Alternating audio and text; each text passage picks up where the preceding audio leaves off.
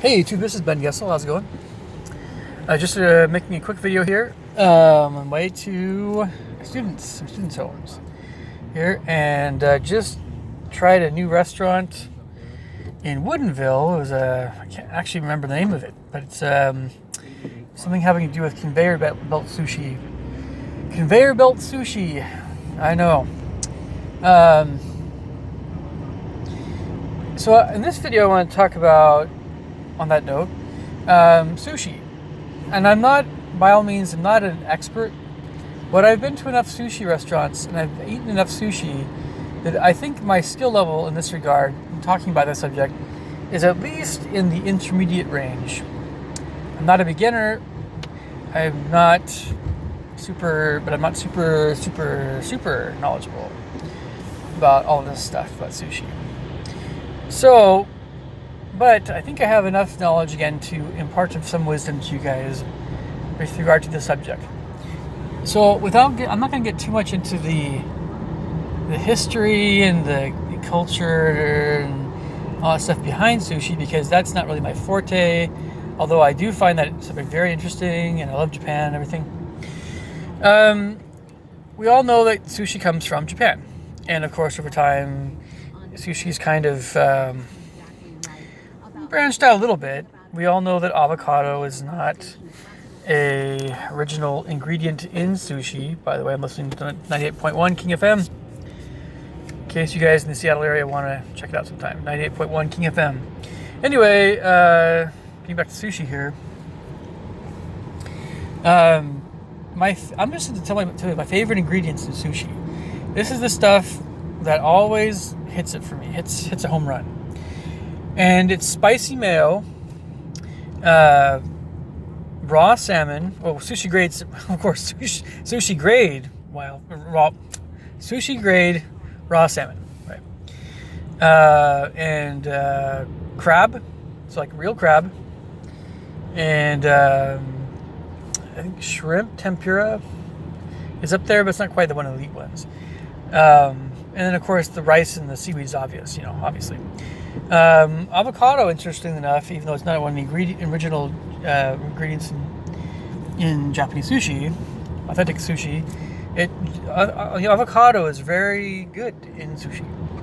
So it's up there. And then, of course, daikon radish is great.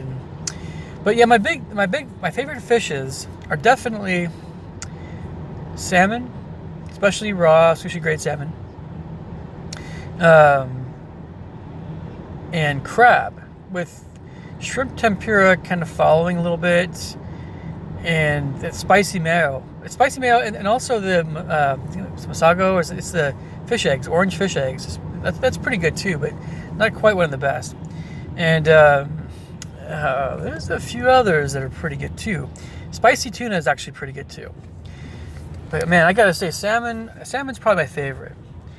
And spicy mayo, along with those little flakes they have. Sometimes you get those little flakes. I don't know.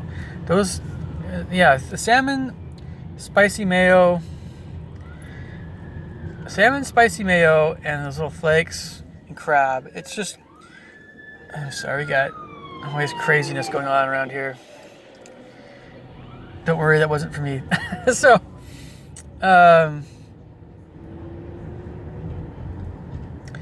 So anyway, Seattle, as you guys could probably guess, is chock full of sushi places.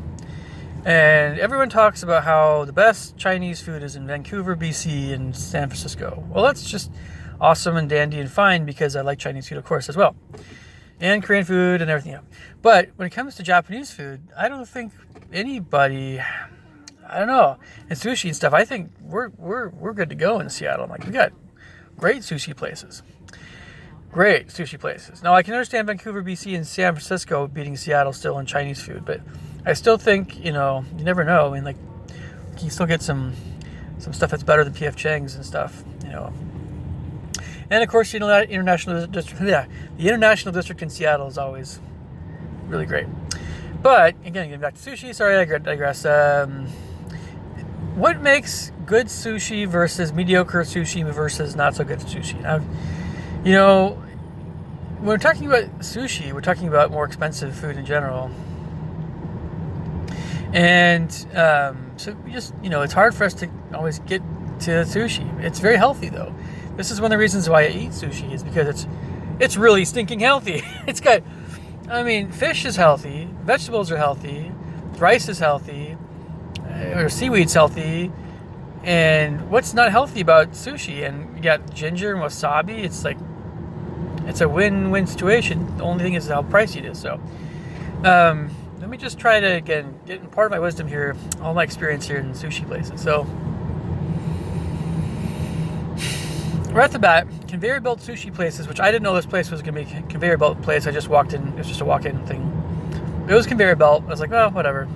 Conveyor belt places actually can be okay. They can be okay, but there definitely are some that are not so okay.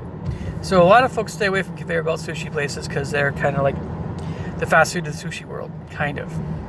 Or, and we think you can definitely spend less if you don't eat as much, but then you won't be eating as much. I think if you spend $20 at a sushi place, any sushi place, you should be fairly full depending on what you're getting, but you need to get some fish in there. For sure. And if you're a smaller person, or woman, or petite woman, whatever, girl, you're probably gonna be okay. If you're a big guy, you're kind of probably need some meat and potatoes, afterwards. Or it's probably not gonna fill you up too much unless you spend a fair bit of money. You get a lot of avocado, again, fish stuff. You need avocado, you need fish, you need sauces and things to kind of fill you up a bit more. And the rice kind of does that a little bit too. But anyway, conveyor belt stuff, I detest cream cheese in sushi. I might have made a video about sushi before, but this is the one ingredient I just think, no. Cream cheese does not belong in sushi, but I can see why it's sometimes in there. A lot of women like cream cheese and stuff, so I'm like, whatever. Not just singling out not just singling out women here, but it's just I know it kind of, kind of people. It's, I don't know, men like meat and women like dairy. I don't know, it's one of those things. And those tendencies. So, okay, so now we're getting to sushi restaurants, actual sushi restaurants. And these places can get pricey, sorry. But they give you a lot more sushi when you order a sushi. So it's more expensive, but then they give you more of it. But I've found that you generally want to, go to places where the sushi rolls are not like gigantic. If you get gigantic, very big sushi rolls, they're just putting a lot of stuff in that sushi roll, and it's more likely to fall apart.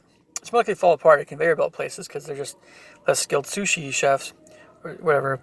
But if you get, it's not always an age thing, but you get the places where, if you get to places where the sushi rolls are a bit more easily fits in your mouth, well, it fits your mouth easier, right? And everything is just impeccable. Like the way it's just made and everything is just like, boom, like, yeah, I think you guys know what I'm talking about if you guys have been to more than a few sushi places. Those sushi restaurants where the sushi is just really, really on, it's just like amazingly, like it just looks awesome. And they're not too big. I mean, that sushi is going to be what we're talking about here with regard to good sushi. And of course, high quality ingredients, of course. Again, it's not, you look at sushi chefs, if they're older, you can be more impressed, or it's easier to assume that they're going to be really good, and they often are a little better.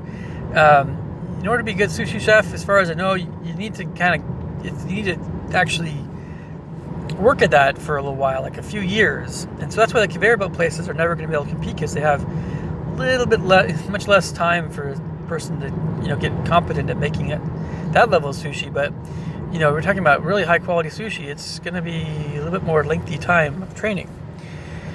And they're just so good with knives and stuff. I don't know. So, anything else to mention about this subject here before I kind of sign off for a bit? I don't know what you guys' favorite ingredients are, but I'm not crazy about eel. It's fine. And you have all kinds of ingredients. But there's more adventurous ingredients. I know. If you, how can I put this? But again, salmon and crab does it for me. Like, and the spicy mayonnaise and the spicy tuna, like, that's what I just always go for that stuff whenever I see it. And I avoid the cream cheese like the plague. No cream cheese. The other thing too, maybe a few other things about a good sushi place. Good sushi places are, if you ever get some that have real wasabi, yeah, that's a good sushi place. Vast majority of places don't really have real wasabi. And then good sushi place is gonna always have like things like little ginger, a little bit of wasabi, and then they'll have soy sauce ready to go. As little bottles. Yeah. Anything else again I should mention? What I found out, if I go to a nice sushi place, I mean, like, really, it's just kind of a word to the wise.